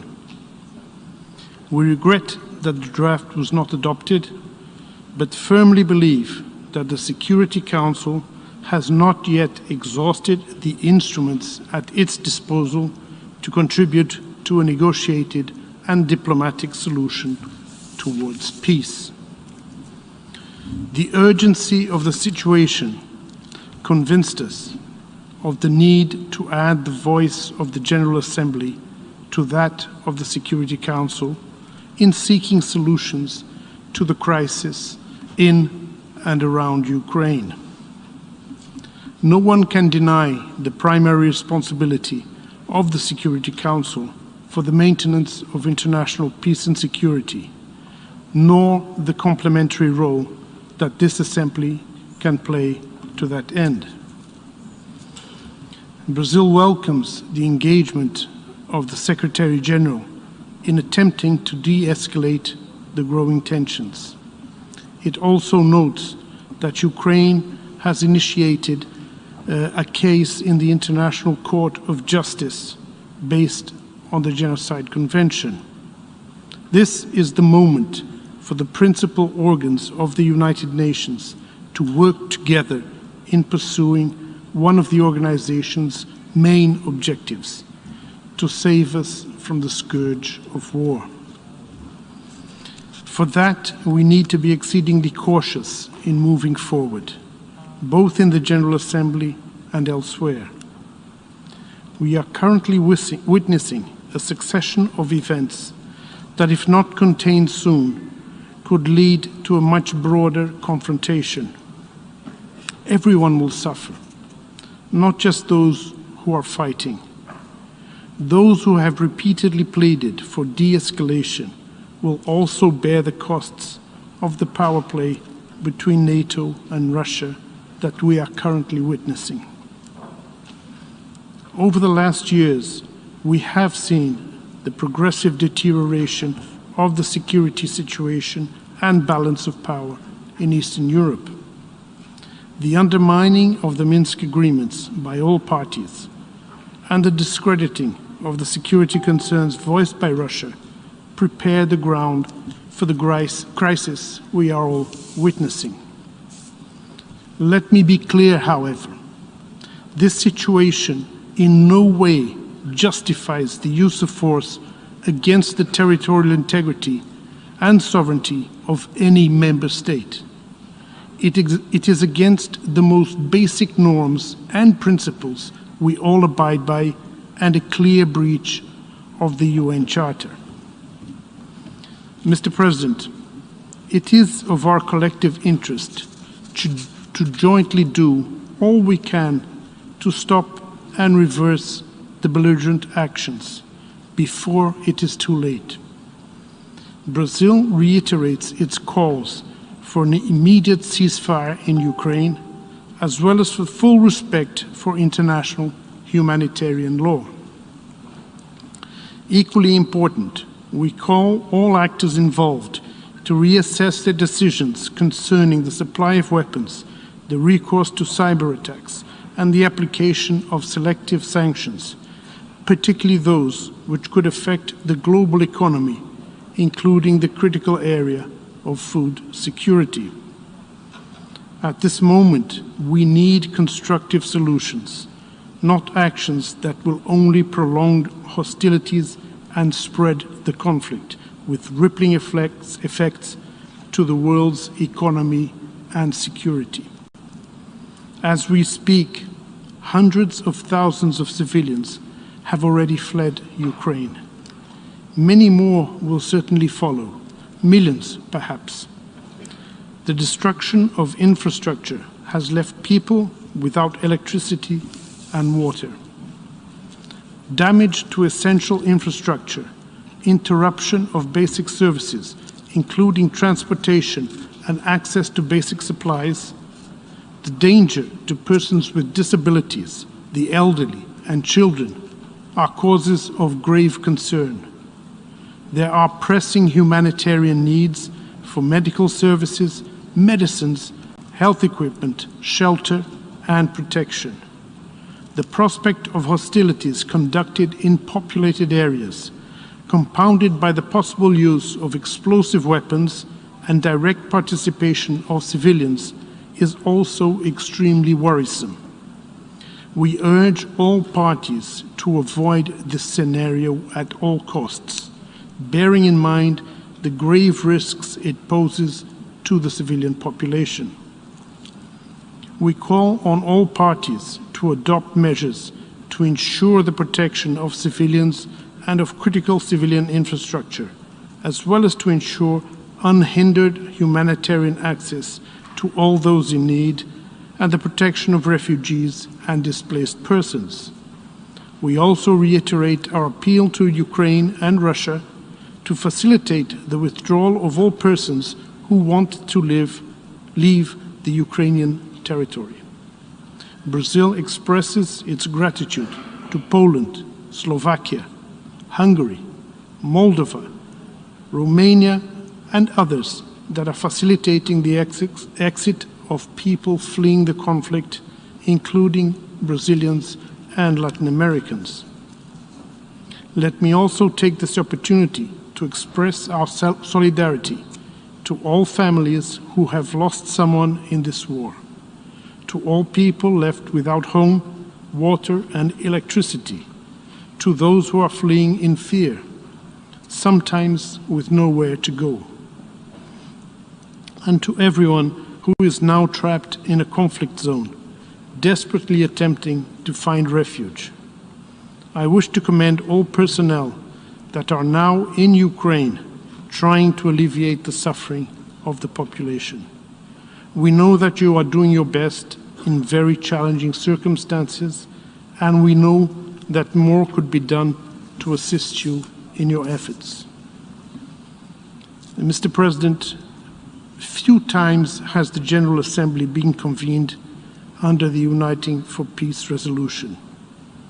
By meeting today, the international community shows its unwavering determination to reach a diplomatic solution to the ongoing conflict in Ukraine. A peaceful settlement of the crisis is not only the cessation of hostilities, it is about creating the conditions for a greater sense of security among all involved. It is about rebuilding bridges and regaining trust. And it is about respect.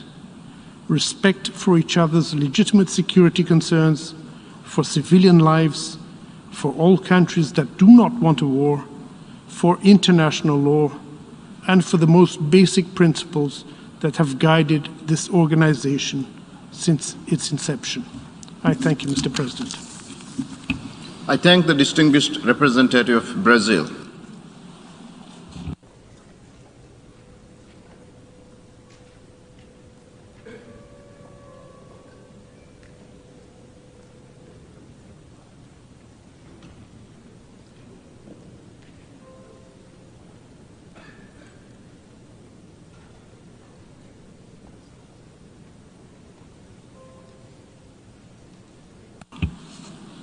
I now give the floor to the distinguished representative of Canada.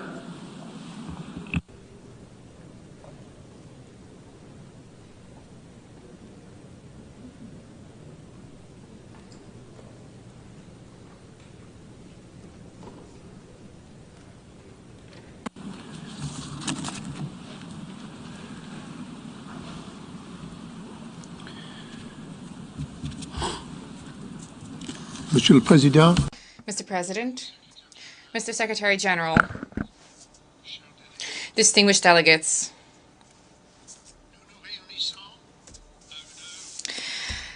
the hour is grave. The Russian Federation, a permanent member of the Security Council, has unleashed an illegal and unjustifiable war of aggression against the sovereignty, the territorial integrity, and the political independence of another member state of the United Nations, Ukraine.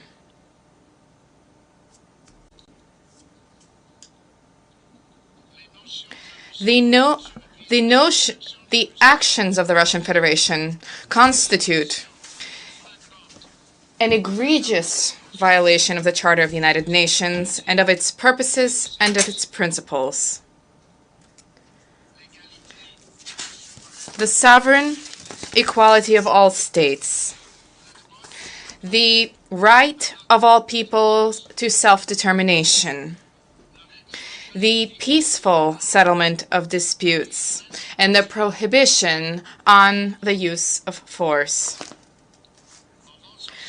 By unleashing this war, the Russian Federation seeks to destroy the freedom of a people and of a nation, a sovereign, independent, and integral nation. This is a war that is fueled by the desire of President Putin to restore imperialism and colonialism. These are the days against which the members of the United Nations have been fighting for generations. And the Russian Federation, once again, has prevented the Security Council from exercising its primary duty, that of protecting the peace, that of the maintenance of international peace and security.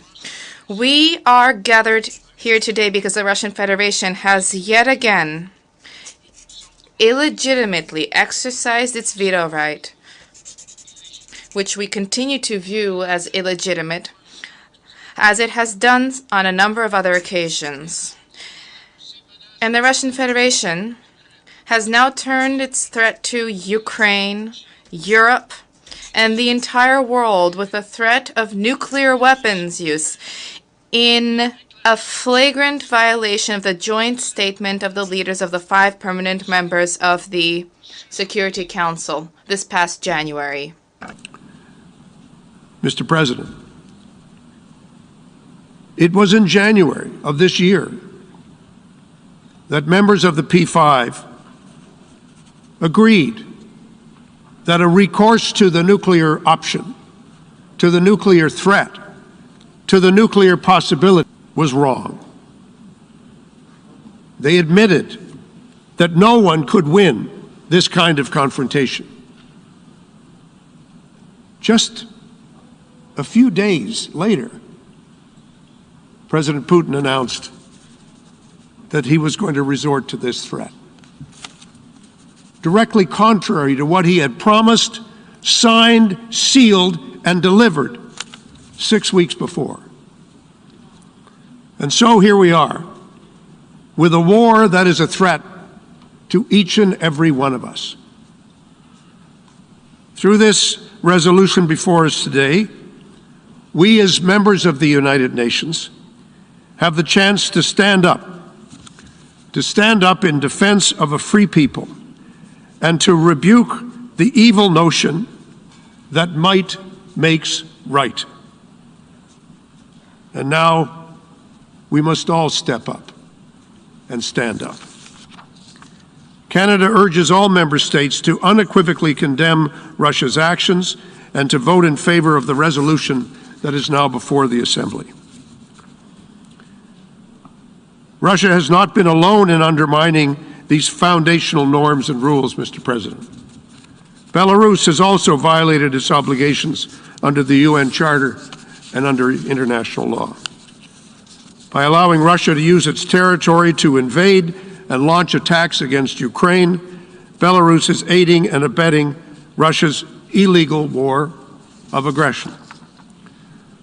Belarus's decision to send its force into Ukraine and to revoke its non-nuclear status are all completely unacceptable to us and completely incompatible with its obligations under the Charter of the United Nations. Mr. President, there must be accountability for these actions.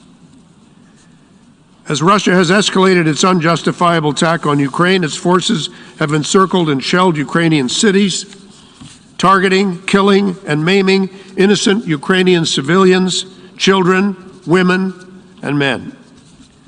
They are bombing civilian objects, hospitals, schools, kindergartens, apartments, and homes. They're looting and forcibly displacing civilians. Many hundreds of thousands have fled in freezing temperatures, seeking shelter across Ukraine's borders. There are credible reports that Russian forces are using prohibited weapons, including cluster bombs, and imposing siege warfare on Ukrainian cities. This is not news that comes in last week, news that comes in this morning. Pictures one can see visibly on social media as to what is taking place. Very different from the wars that have been waged in the past. We know what is happening in real time, and it is completely abhorrent. Let me be very clear, Mr. President. These are violations of international law, and they are acts that could amount to war crimes under international humanitarian law. Those acts flow directly from decisions that were made by President Putin and his inner circle, that were enabled by Belarus and their leaders, and carried out by Russia's armed forces and its proxies. These crimes began with an idea. What was the idea? We don't have to invent it. All we have to do is read President Putin's speeches and watch his declarations. The idea that a group of people are lesser, unequal, and unworthy worthy of the protection of the law. The idea that a people, in fact, do not exist as a people, that they don't have a right to be themselves, that they don't have a right to their own nation, to their own country, that they have no right to the protection of the Charter. The way Vladimir Putin describes the Ukrainian nation and its supporters over many generations fits the description of the idea that I have described. And it's that idea that lies at the heart of the acts that follow. Because actions don't come out of the blue, they don't come out of nothing. It all starts with an idea. And yet, with a terrible sense of irony, President Putin has perverted the very notion of genocide by alleging that genocide has been committed in Ukraine. I must stress, there has been no such finding substantiated by any UN or independent organization. And as my colleague from Brazil said, just speaking before me, if there are complaints, and obviously there have been in this chamber and in the Security Council with respect to the treatment of the Russian minority in Ukraine, even if those complaints were fully justified, they are not an excuse for war, and they are not an excuse for the aggression that we have seen. Ukraine has filed its own application under the Genocide Convention to the International Court of Justice. Canada takes the allegations filed by Ukraine with the greatest seriousness, as it does the decision of the prosecutor of the International Criminal Court to begin an investigation into potential crimes against humanity. These decisions are not taken lightly, and they have the most serious of consequences. But I want to stress, it is the International Court of Justice and the International Criminal Court that are the places for these allegations to be dealt with, not the battlefield, and never by unilateral aggression. That's why we signed up to the Charter. We signed up to the Charter because we agreed that we would subject our disputes to processes created by us over many, many arduous years and debates, what would be done in the event of a profound difference of opinion between states. We don't go to war. We go to the negotiating table. We go to court. We go to mediators. That's how we resolve disputes. The other way lies madness. Canada and the international community will spare no effort to ensure that violations of international law in Ukraine are in fact investigated, that evidence is gathered, and that the perpetrators are held to account. We do so not only out of our conviction that the use of history, that the arc of history tends towards justice. We do so because what Ukrainians are being subjected to is horrific, and they deserve better, and they deserve more. Mr. President, if I may, I'd like to speak directly to the brave people and the government of Ukraine. We are quite simply inspired by you. We are standing with you, and you are not alone. Our support for Ukraine, your country, for your Ukrainian democracy, and for your right to choose your own future in Ukraine remains unwavering, steadfast, and resolute. Canada will do everything in its power to help you as you hold strong and defend your homeland against this terrible Russian aggression. Together with our partners, we will ensure that President Putin and those who ordered, implemented, and enabled this reckless war will continue to face significant costs and to be held accountable for their actions. Your struggle is now our struggle, and we are with you. Mr. President, if I could speak directly to the people of Russia.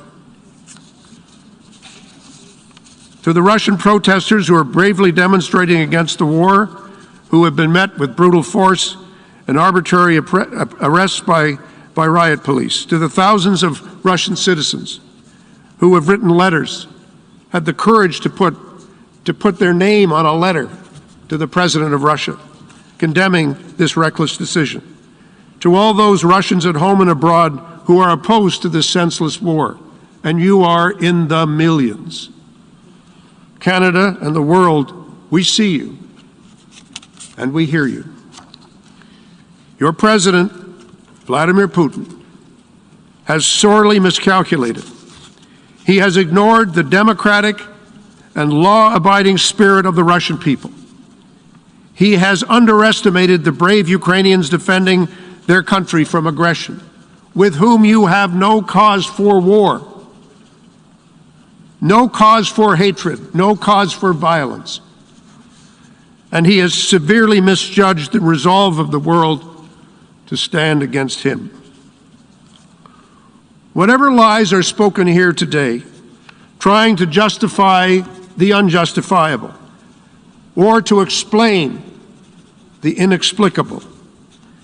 It is President Putin's war of choice that is making your lives much more difficult. But there is always time for de-escalation. There is always time for dialogue. And your president must choose this path. Should he not, I believe it will show just how much contempt he has for you and for the future of your country and the planet that we live on and share together. Mr. President, we should all say together, directly to President Putin, stop this war. Stop this war. Stop it before there is more death, more pain, and more hardship. Stop the use of threats. Take your finger away from the nuclear button and never put it back for as long as you live.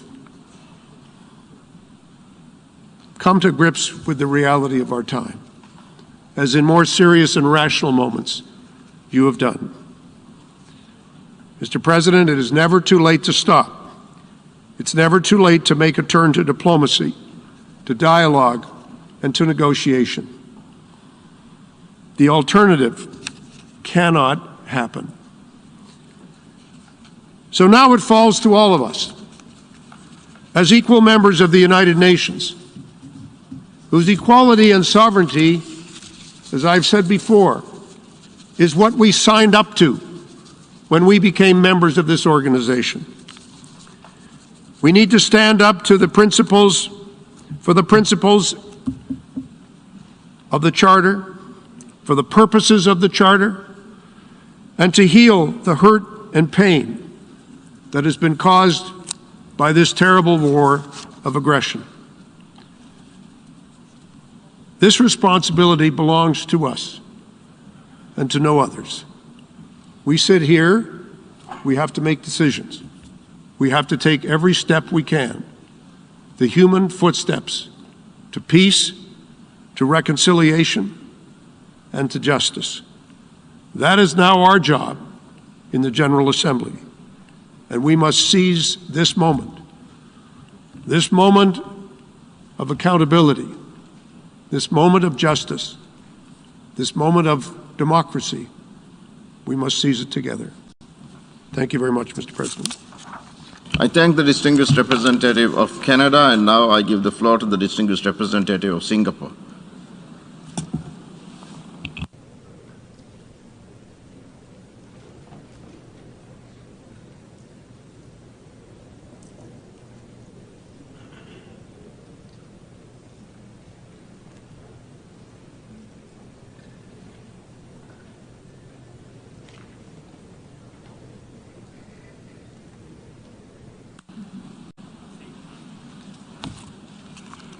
Thank you very much, Mr. President.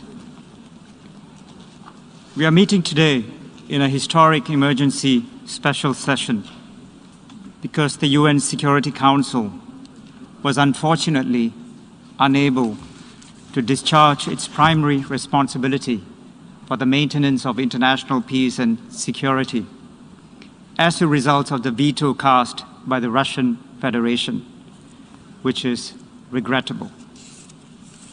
We welcome the convening of this emergency special session as it allows all countries, especially the small countries, to raise their voice, to state their views, and to register their concerns in this universal organ of the United Nations. Mr. President, Singapore has always taken a consistent position on the sovereignty, independence, and territorial integrity of all countries. Singapore is a staunch supporter of the rules-based multilateral system and of the United Nations. The unprovoked invasion of Ukraine by the Russian Federation is a clear and gross violation of the fundamental norms and of the fundamental norms of international law and of the UN Charter. The UN Charter prohibits the use of force and acts of aggression against another sovereign state. This is a matter of principle for all small states and a matter of fundamental importance to all members of the General Assembly. For a tiny city-state like Singapore, this is an existential issue. A world order where might is right, or the strong do what they can and the weak suffer what they must, would be profoundly inimical to the security and survival of small states. We cannot accept one country attacking another without justification, arguing that its independence was the result of, and I quote, historical errors and crazy decisions, unquote. We simply cannot accept such an argument. Such an argument and rationale would go against the internationally recognized legitimacy and territorial integrity of many countries, including Singapore. This is why Singapore condemns, in the strongest terms possible, any unprovoked invasion of a sovereign country under any pretext. We deplore the Russian Federation's special military operation against Ukraine, both its operation in the Donbas region and the broader land, air, and sea attacks across Ukraine, including on Kyiv, the capital city. We also note with great sadness and regret reports of the growing number of casualties and the loss of many innocent lives as a result of this unjustified attack and act of war. We have taken note of the UN Humanitarian and Emergency Relief Coordinator's comments about the scale of the humanitarian assistance required to help those affected, and we call for safe and unhindered access for humanitarian assistance to Ukraine and all those in need. Mr. President, we reiterate that the sovereignty, political independence, and territorial integrity of all countries, including Ukraine, must be respected within its internationally recognized borders. The Secretary General of the United Nations has stated that he considers the actions of the Russian Federation to be a violation of the territorial integrity and sovereignty of Ukraine and inconsistent with the principles of the Charter of the United Nations.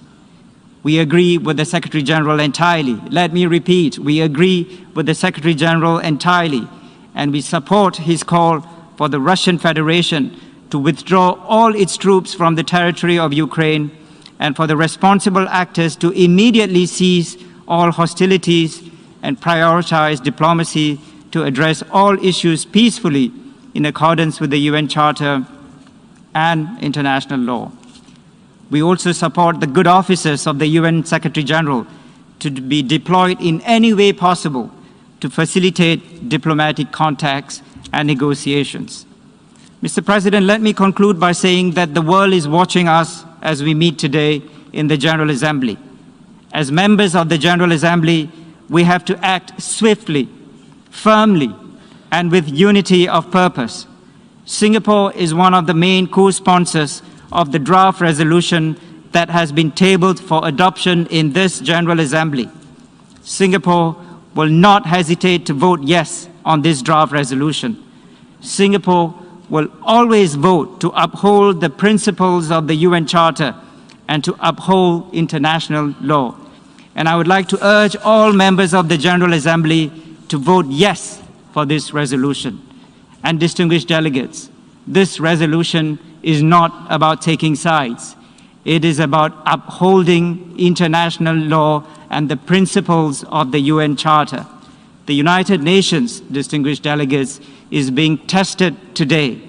It is important that all countries, especially the small states, send a clear signal that we are united for peace, and we are united to defend the principles of the Charter, and that we are united to uphold international law. I thank you for your attention. I thank the distinguished representative of Singapore. We have heard the last speaker in the debate on this item for this meeting. We shall hear the remaining speakers this afternoon.